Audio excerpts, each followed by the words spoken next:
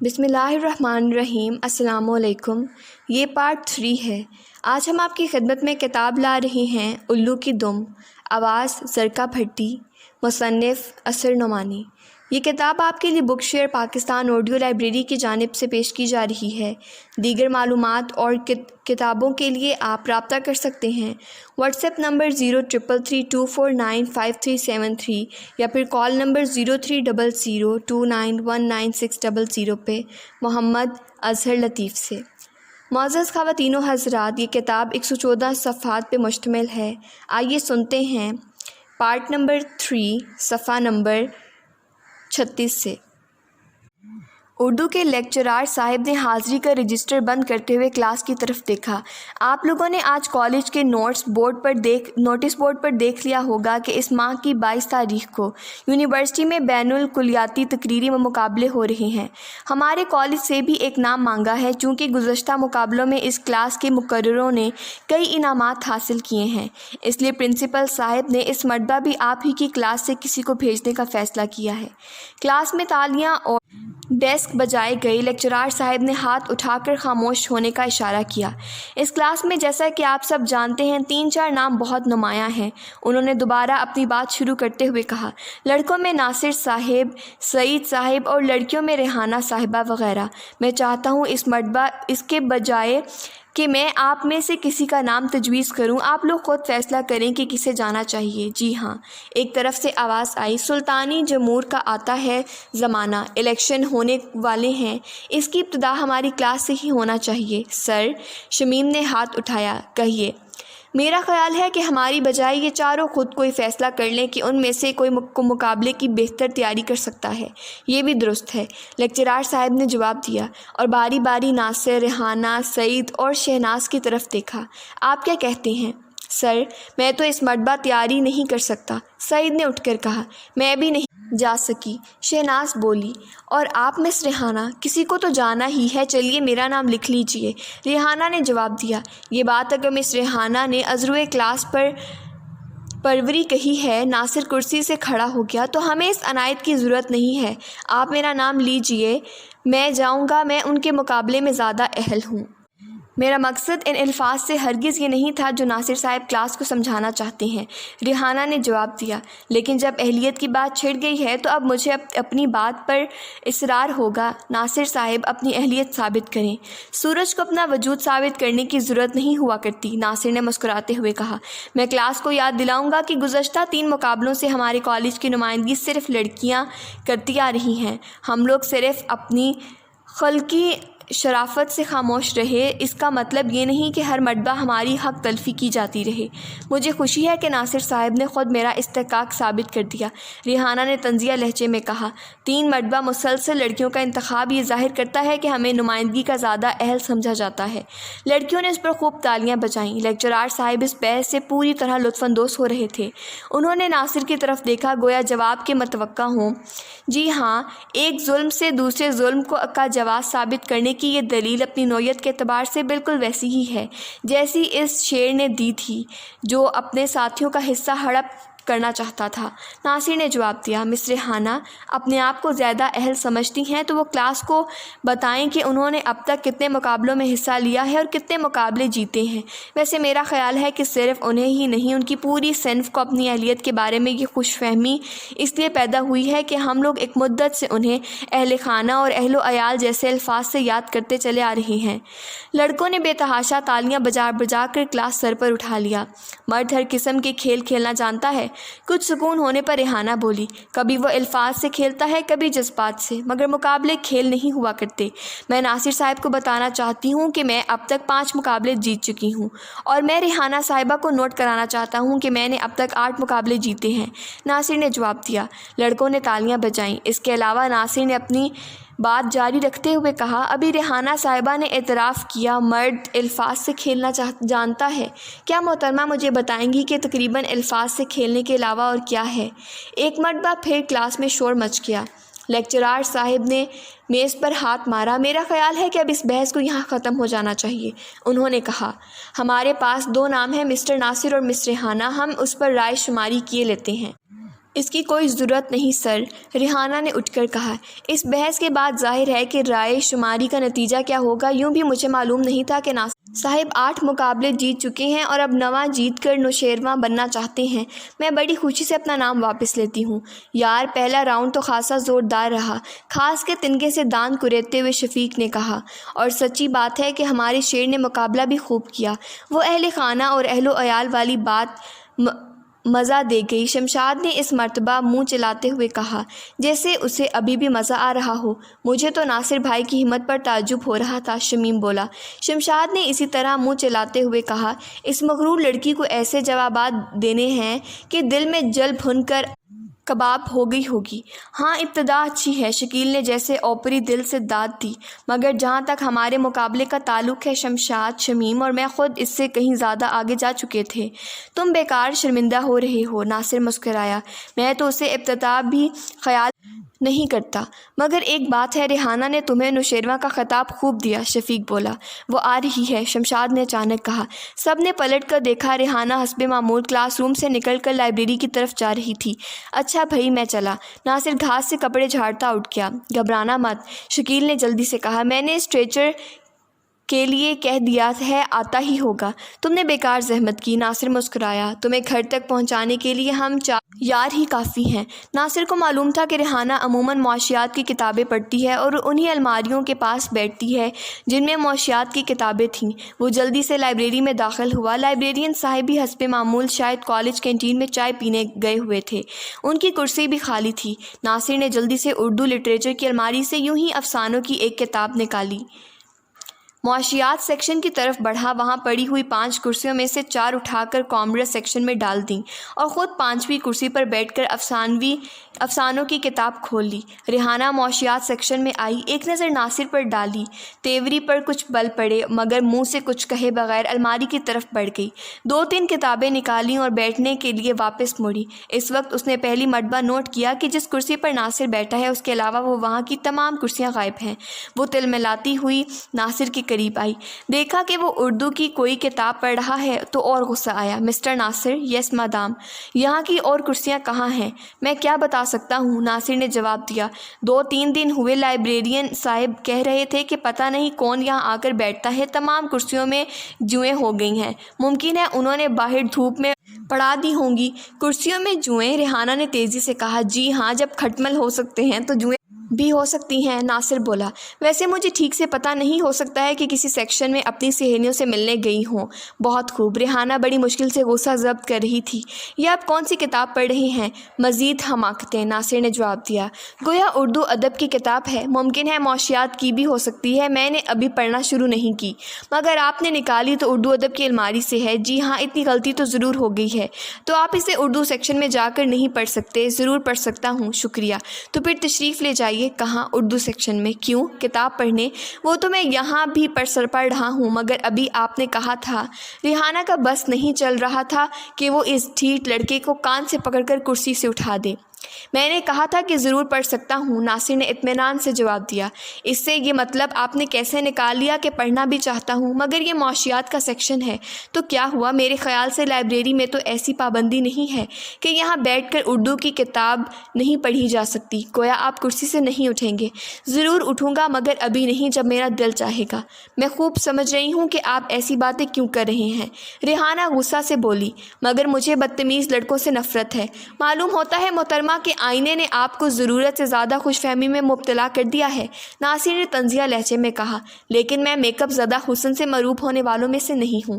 آپ اتنے منہ پھٹ ہیں کہ آپ سے بات کرنا بھی میں اپنی توہین سمجھتی ہوں۔ ریحانہ سرخ ہو گئی۔ اب میں نہیں، لائبریرین صاحب آپ کی مزاج پرسی کریں گے۔ وہ جھلائی ہوئی سیکشن سے باہر نکلی اور لائبریرین صاحب کی میز کی طرف چلی، جو اسی وقت واپس آئے تھے۔ کیا بات ہے مس ریحانہ؟ انہوں نے اس کے بگڑے ہوئے تیور دیکھتے ہوئے پوچھا۔ آج ایک اور صاحب کا دماغ خراب ہو رہا ہے، ریحانہ نے کہا۔ بڑے افسوس کی بات ہے، لائبریرین صاحب نے افسردگی سے سر ہلایا۔ پتہ نہیں آج کل کے نوجوانوں کو کیا ہوا ہے۔ کون ہے؟ مسٹر ناصر۔ ناصر؟ لائبریرین صاحب چونکے۔ وہ تو ایسا لڑکا نہیں ہے، آپ کو ضرور کچھ غلط فہمی ہوئی ہے۔ بالکل نہیں، وہ دانستہ مجھے پریشان کرنے پر تلے ہوئے ہیں، مگر بات کیا ہے؟ معاشیات سیکشن کی تمام کرسیاں اٹھا کر پتہ نہیں کہاں ڈال دی ہیں۔ وہ ایک کرسی پر خود بیٹھے افسانوں کی کتاب پڑھ رہے ہیں۔ میں نے کہا افسانے پڑھنے ہیں تو اردو سیکشن میں چلے جائیے، مگر وہ کسی طرح اٹھنے کے لیے تیار نہیں ہے۔ حیرت ہے، ناصر تو بہت شریف اور ہونہار لڑکا ہے۔ لائبریرین صاحب کرسی سے اٹھے۔ آئیے چلیے میں دیکھتا ہوں۔ لائبریرین صاحب نے معاشیات سیکشن میں پہنچے تو ناصر اسی اطمینان کے ساتھ کتاب پڑھنے میں مصروف تھا۔ یہ دیکھیے، ریحانہ بولی، تمام کرسیاں غائب ہیں۔ میں نے پوچھا تو فرمانے لگی کہ کسی سیکشن میں اپنی سہیلیوں سے ملنے گئی ہیں اور پھر معاشیات کے۔ وہ کہتے کہتے رک گئیں، آنکھوں میں حیرت کے تاثرات نمایاں ہوئے۔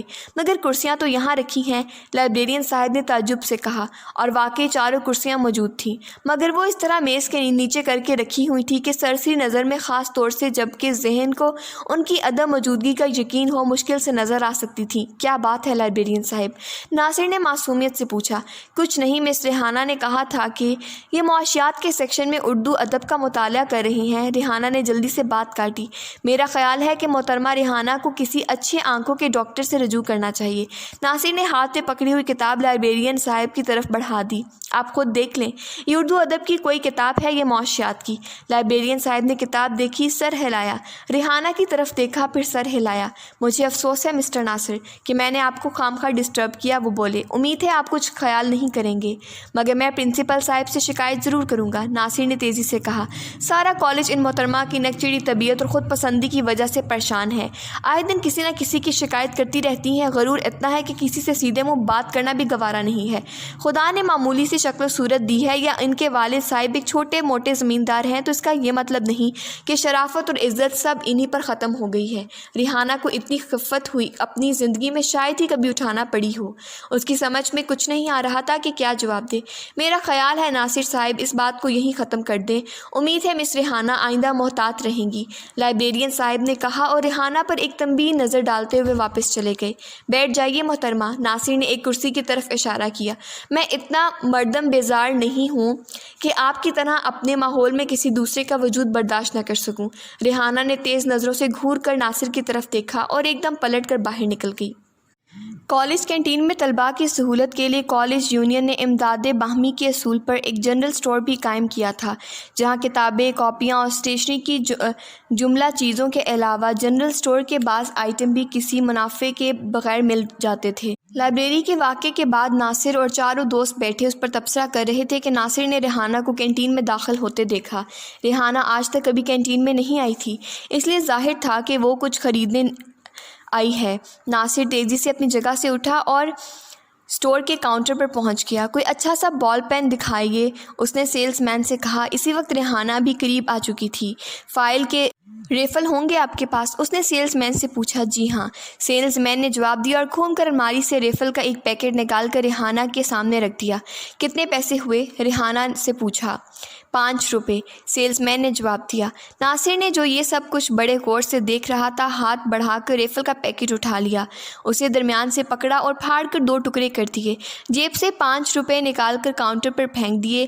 یہ اس ناواجب ترجیح سلوک کے خلاف میرا احتجاج ہے، اس نے سیلز مین سے کہا۔ میں اس کاؤنٹر پر پہلے سے کھڑا ہوں، میں نے پہلے ایک چیز کی فرمائش کی تھی، پھر آپ کو کوئی حق نہیں پہنچتا کہ مجھے نظر انداز کر کے کسی دوسرے گاہک کی طرف متوجہ ہوں، خواہ وہ گاہک کالج کی سب سے زیادہ مغرور لڑکی ہی کیوں نہ ہو۔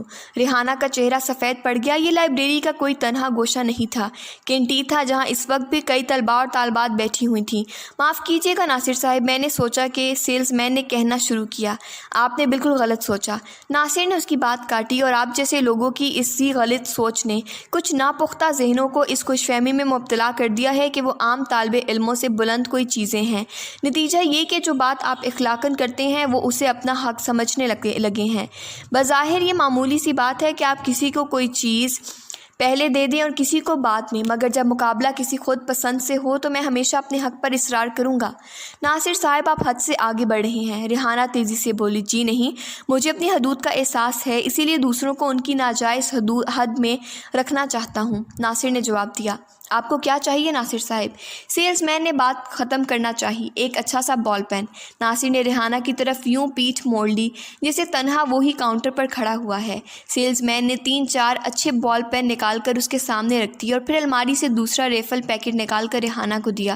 یہ کتنے کا ہے؟ ناصر نے سیلز مین کو پھر اپنی طرف متوجہ کیا۔ ₹2 کا۔ سیلز مین نے جواب دیا۔ ریحانہ 5 کا نوٹ ہاتھ میں لیے کی قیمت ادا کرنے کے انتظار میں کھڑی ہوئی تھی۔ یہ لیجئے۔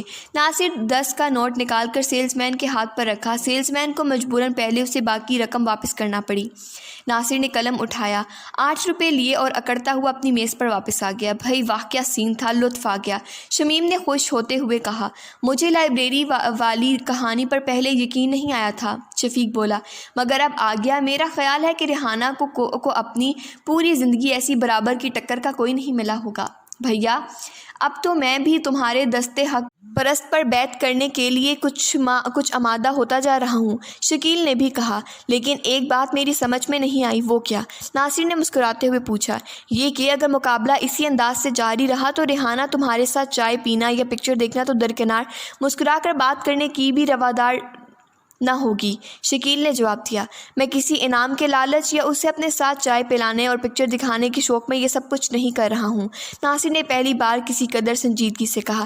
میں صرف اس کے غرور کو شکست دینا چاہتا ہوں۔ لڑکوں کے ساتھ اس کا یہ رویہ ہوتا تو ایک حد تک بات سمجھ میں بھی آتی تھی، لیکن وہ تو لڑکیوں سے بھی سیدھے منہ بات نہیں کرتی۔ ظاہر ہے کہ اسے اپنے حسن اور اپنے باپ کی دولت کا غرور ہے، اور میں اس کی اسی انا پسندی کو ختم کرنا چاہتا ہوں۔ بھیا اگر یہ بات ہے تو، شفیق نے ناصر کو بڑی گہری نظروں سے دیکھتے ہوئے کہا، تو مجھے یقین ہے کہ تم ہم سب کے برخلاف ریحانہ سے شدید محبت میں مبتلا ہوگے۔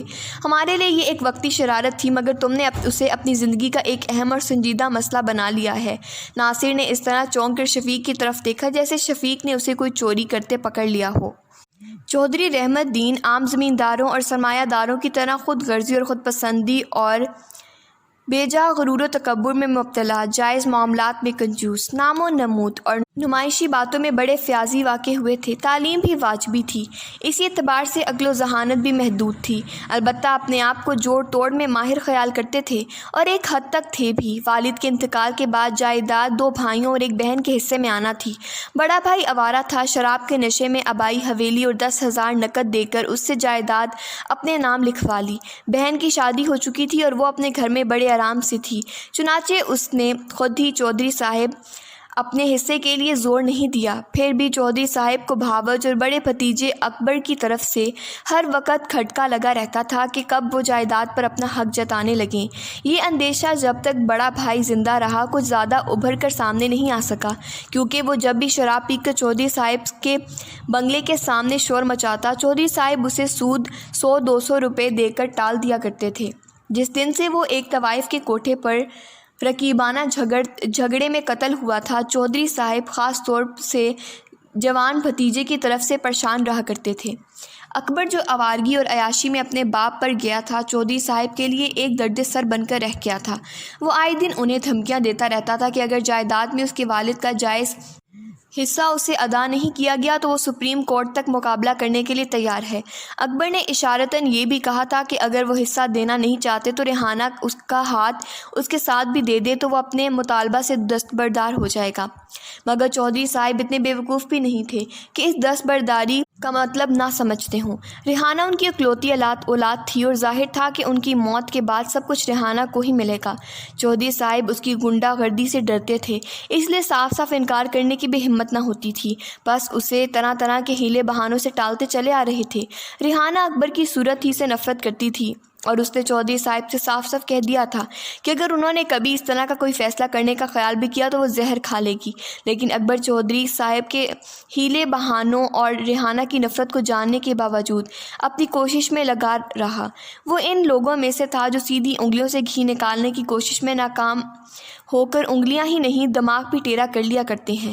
ریحانہ کالج میں لیے ہوئے نوٹس کو ایک دوسری کاپی پر صاف صاف نقل کر کے فارغ ہوئی تو 5:30 بجے تھے۔ باپ کی غرور اور نمائشی فطرت نے اسے بھی کافی حد تک متاثر کیا تھا۔ فطرتاً اپنی مرحومہ والد کے سیرت و کردار کا اثر قبول کرنے کے باوجود وہ ایک سیدھی سادی گھریلو خاتون تھیں جس نے اپنے اوپر چودھری صاحب کا دیا ہوا لبادہ پہن لیا تھا۔ ابھی وہ کتابیں کاپیاں بک شیلف میں رکھ کر کرسی سے اٹھی ہی تھی کہ اکبر کمرے میں داخل ہوا، کیا ہو رہا ہے؟ اس نے سگریٹ کا دھواں ریحانہ کے منہ پر چھوڑتے ہوئے کہا۔ ریحانہ کی تیوری پر بل پڑ گئے مگر وہ کوئی جواب دینے کی بجائے دروازے کی طرف چل دی۔ اکبر جلدی اس کے پیچھے سے سامنے کی طرف آ گیا اور دونوں ہاتھ پھیلا کر اسے آگے بڑھنے سے روک دیا۔ میں نے پوچھا سرکار کیا ہو رہا ہے؟ میرے راستے سے ہٹ جائیے، ریحانہ غصے سے بولی۔ جب تمہارا اور میرا راستہ ایک ہی ٹھہرا تو میں ہٹ کر کہاں جاؤں گا؟ اس خوش فہمی کو دل سے نکال دیں، یہ قیامت تک ممکن نہیں۔ ریحانہ نے پھر آگے بڑھنے کی کوشش کی۔ اس کا فیصلہ تو جلد ہی ہو جائے گا۔ اکبر نے ریحانہ کا بازو پکڑتے ہوئے کہا، بہرحال میں اس وقت اس لیے آیا تھا کہ میں نے سینما میں پہلے شو کی 2 سیٹیں بک کرائی ہیں، تو پھر میں کیا کروں؟ ریحانہ نے ایک جھٹکے سے اپنا ہاتھ چھڑا لیا۔ کچھ نہیں، صرف تیار ہو کر میرے ساتھ چلو۔ میں ایک لمحہ کے لیے بھی آپ کا وجود گوارا کرنے کے لیے تیار نہیں ہوں، اور آپ چاہتے ہیں کہ پورے 3 گھنٹہ تک یہ اذیت برداشت کرتی رہوں؟ ریحانہ بڑی نفرت سے بولی۔ ہٹیے میرے سامنے سے، تو تم نہیں جاؤ گی، ہرگز نہیں۔ میں چاہتا تھا ذرا میک اپ وغیرہ کر کے ذرا شان سے میرے ساتھ چلو، لیکن تم نے ضد کی تو یوں ہی گھسیٹتا ہوا لے جاؤں گا۔ اپنی حد میں رہیے، میں اس گفتگو کی عادی نہیں ہوں۔ اکبر نے پھر ہاتھ بڑھا کر اسے پکڑنا چاہا مگر اس مرتبہ ریحانہ کا ہاتھ چل گیا۔ اکبر کے منہ پر اتنی زور کا تھپڑ لگا کہ کمرہ گونج کر رہ گیا۔ Get out! ریحانہ حلق پھاڑ کر چیخی۔ اگر آئندہ تم نے میرے کمرے میں قدم رکھنے کی کوشش کی تو ملازموں سے کہہ کر ایسی مرمت کراؤں گی کہ زندگی بھر یاد رکھو گے۔ اکبر چند لمحے خونی نظروں سے ریحانہ کو گھورتا رہا اور پھر تیزی سے گھوما اور کمرے سے باہر نکل گیا۔ وہ سیدھا چودھری صاحب کے پاس پہنچا۔ وہ کوئی ناول پڑھ رہے تھے۔ معلوم ہوتا ہے مجھے کل ہی اپنے وکیل سے کہہ کر عدالت میں مقدمہ دائر کرنا پڑے گا، اس نے جاتے ہی کہا۔ کیا ہوا اکبر میاں؟ آج تو بڑے غصے میں نظر آ رہے ہو۔ چودھری صاحب نے کتاب سے نظریں اٹھا کر پوچھا۔ کیا آپ نے ریحانہ سے میری شادی کا وعدہ نہیں کیا ہے؟ ہر کام اپنے وقت پر اچھا لگتا ہے، جب وقت آئے گا اور خدا کو منظور ہوگا تو یہ کام بھی ہو جائے گا۔ چودھری صاحب نے پھر گول مول الفاظ کا سہارا لیا۔ تم بات بتاؤ، بات کیا ہے؟ میں نے آج ریحانہ کو پکچر چلنے کے لیے کہا تھا مگر اس نے صاف انکار کر دیا، اکبر نے بڑے غصے میں بتایا۔ اتنا ہی نہیں، اس میرے منہ پر تھپڑ مار دیا۔ کیا سچ مچ؟ چودھری صاحب نے حیرت سے پوچھا۔ میں آپ سے جھوٹ بولوں گا؟ اکبر نے اپنا گال دکھایا۔ یہ دیکھیے۔ تم چلو، میں اسے سمجھائی دیتا ہوں۔ چودھری صاحب کتاب رکھ کر کھڑے ہو گئے۔ اکبر چودھری صاحب کو ساتھ لے کر ریحانہ کے کمرے میں داخل ہوا۔ ریحانہ منہ پھلائے کھڑکی کے پاس کھڑی باہر جھانک رہی تھی۔ تم نے اکبر پر ہاتھ اٹھایا ہے بیٹی، بہت بری بات ہے۔ چودھری صاحب قریب جا کر بولے۔ واقعی ابو، اکبر صاحب پر ہاتھ اٹھانا بری بات ہے، مجھے جھاڑو نہیں تو جوتی ضرور اٹھانا چاہیے تھی۔ ریحانہ نے پلٹ کر جواب دیا۔ دیکھ رہے ہیں آپ انکل، اکبر نے تم سے پکچر چلنے کے کہا تھا۔ چودھری صاحب نے بات سنبھالنے کی کوشش کی۔ ہاں، مگر میں کہیں نہیں جا رہی ہوں۔ کوئی بات نہیں بیٹی، چلی جاؤ، چودھری صاحب نے نرمی سے کہا۔ ذرا سی بات کو بڑھانا نہیں چاہیے، میں نے کہہ دیا کہ میں نہیں جاؤں گی۔ ریحانہ اڑی ہوئی تھی۔ اچھی بات ہے۔ چودھری صاحب نے اکبر کی طرف دیکھا۔ میرا خیال ہے تم اکیلے ہی چلے جاؤ۔ جاتے ہوئے راستے میں ماڈرن ٹیلر کی دکان پر کہہ دینا کہ کل شام جس لباس کا آرڈر دیا گیا تھا اسے کینسل کر دیا جائے۔ وہیں کچھ آگے بڑھ کر فیشن جیولرز کی دکان ہے، ان سے بھی یہ کہہ دینا کہ چودھری صاحب نے جو نیکلس دیکھ لیے تھے اس کے نگینوں کی سیٹنگ بدلنے کی ضرورت نہیں ہے، کیونکہ اب ہم نے نیکلس خریدنے کا ارادہ ملتوی کر دیا ہے۔ ریحانہ نے چودھری صاحب کی طرف دیکھا، ایک گہری سانس لی۔ اگر میری سالگرہ قریب نہ ہوتی تو میں دیکھتی کہ آپ مجھے کس طرح جانے پر مجبور کرتے ہیں، اس نے کہا اور اکبر کی طرف گھوم کر بولی۔ لیکن ایک بات کان کھول کر سن لیجئے، میں بےہودگی بالکل برداشت نہیں کر سکتی۔ آپ نے طرز عمل نہیں بدلا تو یہ آخری مرتبہ ہوگی کہ میں آپ کے ساتھ کہیں جاؤں گی۔ یہ کہہ کر وہ تیزی سے کمرے سے باہر نکل گئی۔ چودھری صاحب نے گھور کر اکبر کی طرف دیکھا۔ کیوں برخودار، یہ ریحانہ کیا کہہ رہی تھی؟ کچھ نہیں انکل، وہ تو ذرا اسے مذاق کا برا مان جاتی ہے، اکبر نے جلدی سے کہا۔ دیکھو اکبر میاں، اگر تم نے اپنی جائز حدود سے آگے بڑھنے کی کوشش کی تو پھر مجھے کسی مقدمے کی پرواہ نہیں ہوگی، چودھری صاحب نے سخت لہجے میں کہا۔ میں تمہاری باتوں پر صرف اس لیے خاموش ہو جاتا ہوں کہ مرحوم بھائی کی نشانی ہو، اور میں اپنے بزرگوں کی جائیداد سے وکیلوں کی جیب بھرنا نہیں چاہتا، مگر یاد رکھنا ہر بات کی ایک حد ہوتی ہے۔ ارے نہیں انکل، میں بھلا کوئی غلط بات سوچ سکتا ہوں، اکبر خوشامدانہ لہجے میں بولا۔ پکچر کتنے بجے ختم ہوتی ہے؟ 9 بجے۔ تمہیں ٹھیک 9:30 بجے یہاں پہنچ جانا چاہیے۔ چودھری صاحب دروازے کی طرف بڑھ گئے۔ باہر نکلنے سے پہلے انہوں نے گھوم کر اکبر کی طرف دیکھا۔ کار ڈرائیور چلائے گا، سمجھ گئے؟ انٹرول ہوا تو ناصر اور شکیل چائے پینے سینما ہال سے باہر آ گئے۔ یار، یہ تو ریحانہ کی کار معلوم ہوتی ہے، شکیل نے سینما کے سامنے کھڑی ہوئی کار کاروں میں سے ایک کار کی طرف اشارہ کیا۔ مجھے معلوم ہے، ناصر نے لاپرواہی سے جواب دیا۔ وہ اکبر کے ساتھ آئی ہوئی ہے۔ اکبر چودھری رحمت دین کا بھتیجا ہے۔ یہ اکبر وہی تو نہیں جسے گزشتہ سال کالج سے نکال دیا گیا تھا؟ وہ وہی ہے، چھٹا ہوا بدماش ہے، مگر کچھ بڑے لوگوں کی سرپرستی حاصل ہے، اس لیے پولیس بھی ہاتھ ڈالتے ہوئے ہچکچاتی ہے۔ ناصر نے جواب دیا۔ آج کل الیکشن کا زمانہ قریب ہے تو کچھ زیادہ ہی اکڑ کر چلنے لگا ہے۔ جعلی ووٹ بھگتانے کے لیے ہمارے بعض لیڈرز اس قسم کے 2-4 گنڈوں کو ساتھ لگائے رکھتے ہیں۔ دونوں سینما کے سامنے بنے ہوئے ایک ریسٹورنٹ میں جا کر چائے پینے لگے۔ انٹرول ختم ہونے کے قریب تھا، لوگ جلدی جلدی واپس سینما ہال کی طرف جا رہے تھے۔ ناصر اور شکیل بھی چائے پی کر اٹھ رہے تھے کہ شکیل نے ناصر کے کوہنی ماری۔ دیکھنا یہ اکبر ہی ہے نا؟ اس نے پوچھا۔ ناصر نے کاؤنٹر پر پیسے دیتے ہوئے باہر کی طرف دیکھا۔ ہاں، اس نے جلدی سے جواب دیا۔ مگر یہ کار کے پیچھے کیا کر رہا ہے؟ شکیل نے دیکھا۔ اکبر کار کے قریب جھکا ہوا پچھلے پہیے کو ٹٹول رہا تھا۔ کر رہا ہوگا کچھ، شکیل نے ریسٹ واچ پر نظر ڈالتے ہوئے جواب دیا۔ جلدی چلو ورنہ پکچر سٹارٹ ہو جائے گی۔ مگر ناصر کو اکبر کی یہ حرکت بڑی عجیب سی محسوس ہوئی تھی۔ پکچر ختم ہونے تک بار بار اس کے ذہن میں یہی سوال پیدا ہوتا رہا کہ اکبر پہیے پر ہاتھ کیوں پھیر رہا تھا۔ یہی وجہ تھی کہ جب پکچر ختم ہوئی تو وہ شکیل کے جلدی کرنے کے باوجود لوگوں کی بھیڑ سے ایک طرف ہٹ کر ایک جگہ کھڑا ہو گیا جہاں وہ کار کو نگاہ میں رکھ سکتا تھا۔ کیا دیکھ رہے ہو؟ چلتے کیوں نہیں؟ شکیل نے پوچھا۔ 5 منٹ رک جاؤ، ابھی چلتے ہیں، ناصر نے کار کی طرف دیکھتے ہوئے جواب دیا۔ شکیل نے اسے کار کی طرف دیکھتے پایا تو ہنسنے لگا۔ معلوم ہوتا ہے شفیق کا کہنا درست ہی ہے، وہ بولا۔ کیا مطلب؟ میں سمجھ رہا ہوں کہ تم یہاں کیوں رکے ہو۔ کیوں رکا ہوں؟ ریحانہ کو ایک نظر دیکھنے کے لیے، شکیل نے جواب دیا۔ اس وقت تک ڈرائیور، جو خود بھی شاید پکچر دیکھ رہا تھا، آ کر کار کے پاس کھڑا ہو گیا تھا۔ ناصر نے اکبر اور ریحانہ کو سینما کی سیڑھیوں سے اتر کر کار کی طرف بڑھتے ہوئے دیکھا۔ ڈرائیور انہیں آتے دیکھ کر پچھلی سیٹ کا دروازہ کھول کر کھڑا ہو گیا۔ پہلے ریحانہ اندر بیٹھی، پھر اکبر بیٹھنے لگا تھا کہ ایک دم رک گیا۔ اس کی نظریں پہیے پر لگی ہوئی تھیں۔ پھر اس نے پلٹ کر ڈرائیور سے کچھ کہا۔ ڈرائیور نے بھی چونک کر پہیے کی طرف دیکھا اور پھر دروازہ چھوڑ کر ایک ہاتھ سے اسے دبانے لگا۔